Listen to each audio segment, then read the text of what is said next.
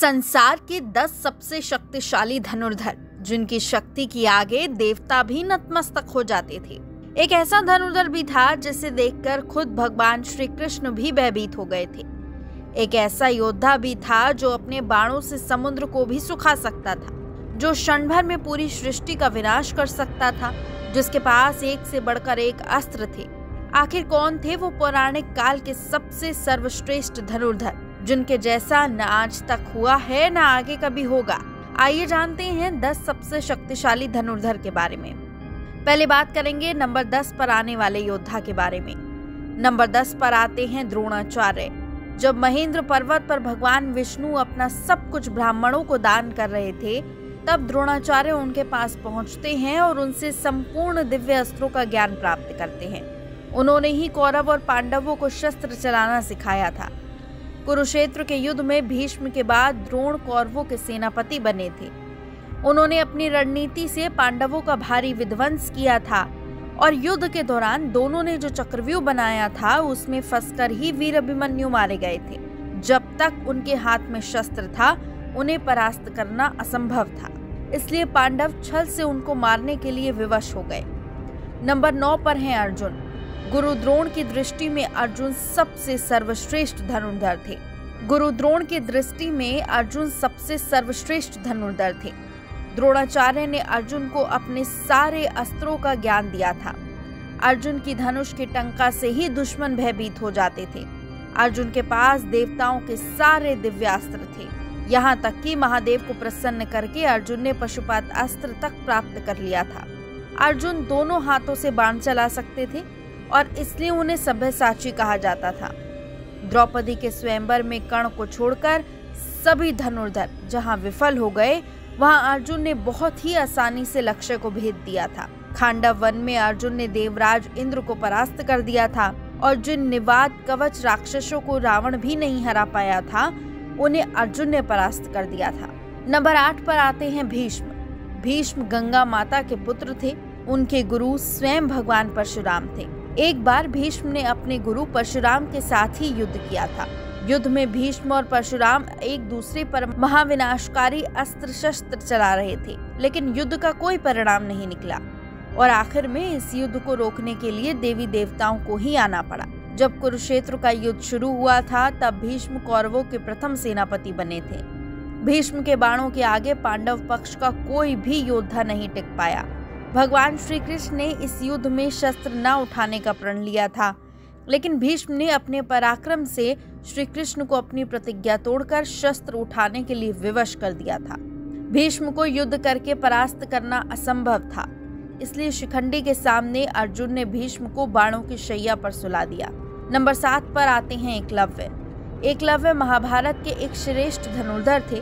जब एकलव्य द्रोणाचार्य के पास शिक्षा लेने के लिए गए थे, तब द्रोण ने उन्हें शिक्षा देने से इनकार कर दिया था, जिसके बाद द्रोण को गुरु मानकर एकलव्य ने वन में धनुर्विद्या का अभ्यास करना शुरू कर दिया था।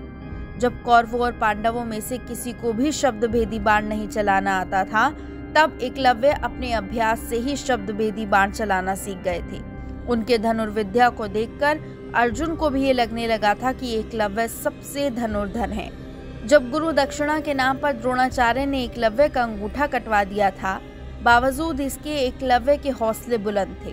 बिना अंगूठे के ही एकलव्य ने बाण चलाना सीख लिया था और बिना अंगूठे के बाकी उंगलियों से बाण चलाने का आविष्कार एकलव्य ने ही किया था। एकलव्य इतने शक्तिशाली थे कि स्वयं भगवान श्री कृष्ण को एकलव्य का वध करना पड़ा था। एकलव्य के बारे में भगवान श्री कृष्ण ने कहा था, अगर एकलव्य का अंगूठा ना कटा होता तो एकलव्य दूसरे परशुराम बनकर जंगल में घूमते रहते। तब दानव, राक्षस, नाग, देवता कोई उनको परास्त नहीं कर सकता था। कोई मनुष्य उनके सामने खड़ा नहीं हो पाता। और अब आप इस बात का अंदाजा खुद ही लगा सकते हैं कि जब स्वयं भगवान श्री कृष्ण ने जिस धनुर्धर की तुलना भगवान परशुराम से की हो, वो कितने शक्तिशाली होंगे। नंबर 6 पर आते हैं बर्बरी। बर्बरी घटोत्कच के पुत्र थे। उनके पास ऐसे 3 बाण थे जिनके सहारे वो पल भर में कुरुक्षेत्र के युद्ध को खत्म कर सकते थे। बर्बरी के 3 बाणों के बारे में जानकर खुद भगवान श्री कृष्ण भी चिंतित हो गए थे, जिसके कारण उन्होंने दान में बर्बरी का शीश मांग लिया था और इसके बाद से ही खाटू श्याम जी के नाम से इस धरती पर बर्बरी की पूजा की जाती है। नंबर 5 पर आते हैं मेघनाद। रावण के पुत्र मेघनाद वीर योद्धा थे। उन्होंने अपने पराक्रम से देवताओं को परास्त करके इंद्र को भी बंदी बना लिया था, जिसके चलते उनका नाम इंद्रजीत पड़ा। उनके पास ब्रह्मास्त्र, वैष्णवास्त्र और पशुपत अस्त्र जैसे तीनों शस्त्रों का ज्ञान था। लक्ष्मण जी के साथ युद्ध के दौरान मेघनाद ने लक्ष्मण पर इन तीनों अस्त्रों का प्रयोग किया था। हालांकि लक्ष्मण के सामने ब्रह्मास्त्र भी निषेध हो गया था। वैष्णवास्त्र और पशुपत अस्त्र लक्ष्मण जी को प्रणाम करके वापस लौट गए थे, लेकिन युद्ध के दौरान एक समय उसने लक्ष्मण जी को भी मूर्छित कर दिया था। अपने नागपाश से मेघनाद ने भगवान श्री कृष्ण और लक्ष्मण को जकड़ लिया था।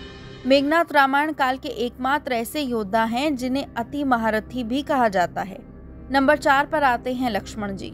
शेषनाग के अवतार लक्ष्मण महापराक्रमी थे। उनकी रेखा में ही इतनी शक्ति थी कि रावण भी उसे पार नहीं कर पाया। वो एक श्रेष्ठ धनुर्धर थे। रावण के महाबलशाली पुत्र इंद्र को परास्त करने वाले इंद्रजीत का वध वही कर सकते थे जो 14 साल से सोया ना हो, जिसने 14 वर्ष तक किसी स्त्री का मुंह ना देखा हो, जिसने 14 वर्ष तक भोजन ना किया हो, और वो कोई और नहीं बल्कि लक्ष्मण ही थे। उन्होंने ही मेघनाद का वध किया था। रावण के शक्तिशाली पुत्र अतिकाय का वध भी लक्ष्मण जी ने ही किया था। नंबर 3 पर आते हैं कर्ण। सूर्यपुत्र कर्ण महाभारत के एक ऐसे योद्धा थे जिनके पास ऐसे दिव्य कवच और कुंडल थे जिसे किसी भी अस्त्र से भेदा नहीं जा सकता था। इसलिए युद्ध से पहले देवराज इंद्र ने छल से कर्ण का कवच और कुंडल छीन लिया था, लेकिन कवच और कुंडल के बिना भी कर्ण महाशक्तिशाली थे। अंतिम युद्ध में जब कर्ण और अर्जुन का आमना सामना हुआ, तब कर्ण ने ही 11 बार अर्जुन के गांडीव धनुष की प्रत्यंचा को काट डाला था। अर्जुन के ब्रह्मास्त्र को कर्ण ने साधारण बाणों से ही काट डाला था। इस युद्ध के दौरान कर्ण ने अपने सर्पमोह बाण से अर्जुन को लगभग मार ही डाला था। अगर भगवान कृष्ण अर्जुन की रक्षा ना करते तो युद्ध में वीरगति को वो प्राप्त हो जाते। जब तक कर्ण के हाथों में शस्त्र था, उनको किसी भी तरीके से परास्त नहीं किया जा सकता था। अंत में अर्जुन को छल से ही कर्ण का वध करना पड़ा। नंबर 2 पर आते हैं भगवान श्री राम। मर्यादा पुरुषोत्तम श्री राम की शक्ति का कोई अंत नहीं था। स्वयंवर में जब शिव धनुष पर प्रत्यंचा चढ़ाने गए थे, तब उनकी शक्ति से शिव धनुष टूट गया था। ऐसा कोई शस्त्र नहीं था जो श्री राम के पास नहीं था। जब वो समुद्र के रास्ते लंका जा रहे थे, तब समुद्र ने श्री राम को मार्ग नहीं दिया था, जिसके बाद श्री राम ने समुद्र को ही सुखाने का विचार किया और श्री राम को धनुष में बाण साधते देख समुद्र भी भयभीत होकर उनके सामने प्रकट हो गया था। श्री राम ने अपने बाणों से कुंभकर्ण और रावण जैसे न जाने कितने राक्षसों को यमलोक भेज दिया था। नंबर 1 पर आते हैं महादेव। देवों के देव महादेव से ही सृष्टि की शुरुआत है और वही इसका अंत है। उनकी शक्ति अनंत है। वो पल भर में किसी का भी विनाश कर सकते हैं और इसीलिए वो सर्वश्रेष्ठ भी हैं। आपको ये जानकारी कैसी लगी हमें कमेंट बॉक्स में ज़रूर बताइएगा और ऐसी ही वीडियो देखने के लिए चैनल को सब्सक्राइब करना बिल्कुल ना भूलें।